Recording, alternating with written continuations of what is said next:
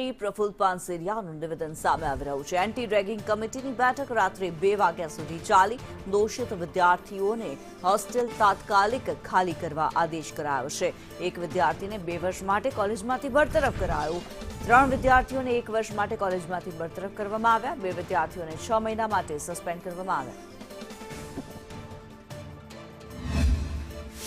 Bhavnagar medical કોલેજમાં વિદ્યાર્થીઓ સાથે રેગિંગ થયો એ ફરિયાદ અમને મળતા તુરંત જ મેં અમારા નિયામકને સૂચના આપી। એમણે તુરંત જ ભાવનગર ડીન અને રેગિંગ કમિટી સાથે વાતચીત કરી પીડિત વિદ્યાર્થીઓને તત્કાલ ન્યાય મળે એ હેતુસર 24 કલાકની અંદર તમે રિપોર્ટ રજૂ કરો।